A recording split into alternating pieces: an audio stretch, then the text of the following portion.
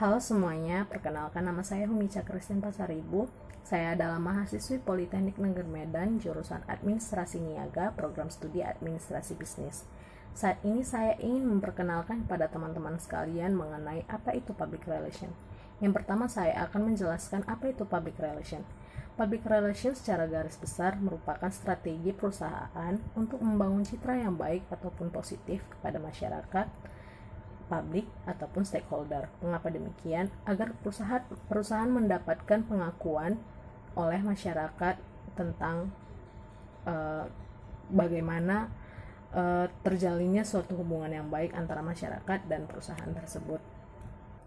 Adapun sejarah dari public relation, yaitu sejarah dunia, public relation merupakan teknik menguat dengan adanya aktivitas yang dilakukan oleh pelopor E.V. Ledbetter-Lee yang tahun 1906 berhasil menanggulangi kelumpuhan industri batubara di Amerika Serikat dengan sukses. Atas upayanya ini, diangkat menjadi the father of public relation. Mengapa demikian? Perkembangan public relation sebenarnya bisa dikaitkan dengan keberadaan masyarakat ataupun manusia.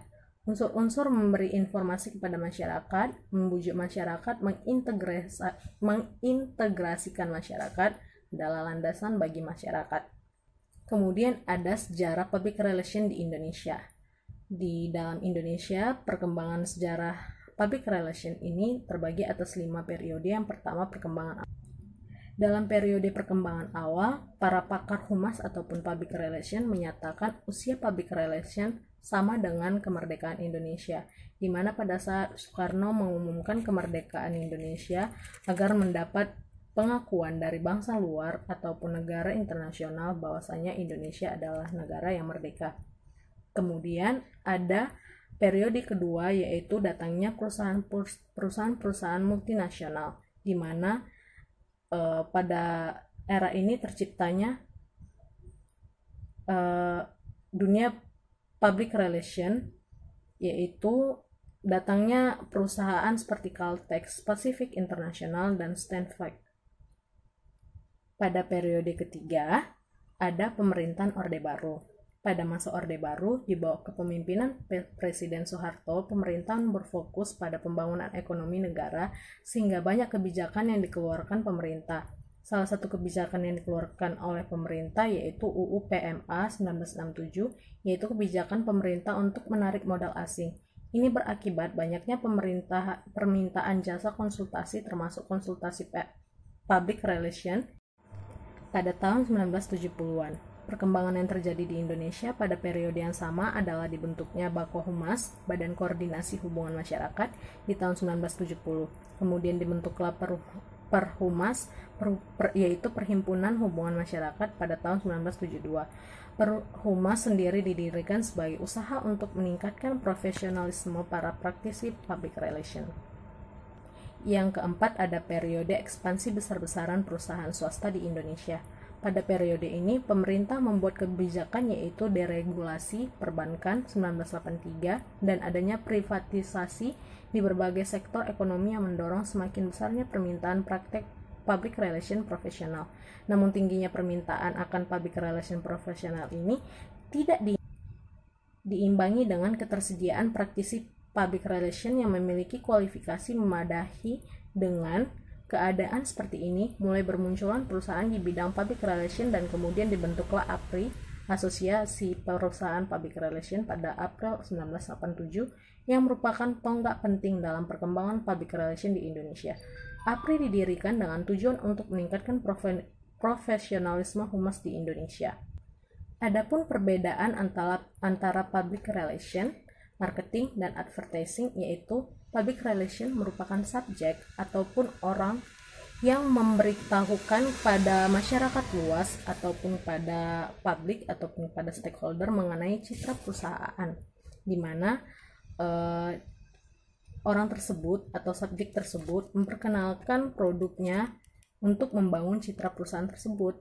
Kemudian marketing merupakan strategi pemasarannya, di mana orang yang mencoba untuk memasarkan itu memiliki strategi untuk menarik perhatian dari pelanggan ataupun customer.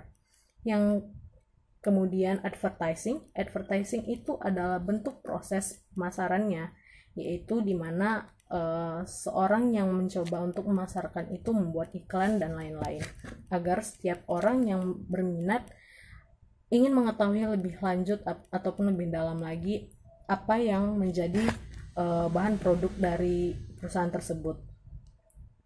Adapun peran dan fungsi dari public relation, yaitu pertama, fungsi dari public relation memberikan penerangan kepada masyarakat.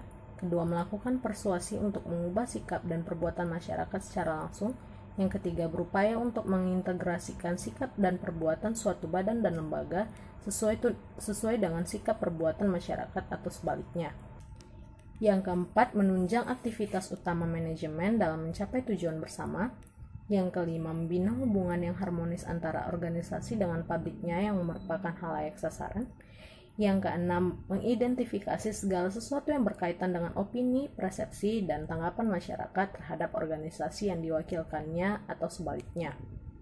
Yang ketujuh, melayani keinginan publiknya dan memberikan sumbangan saran kepada pemimpin manajemen demi tercapainya tujuan dan manfaat bersama.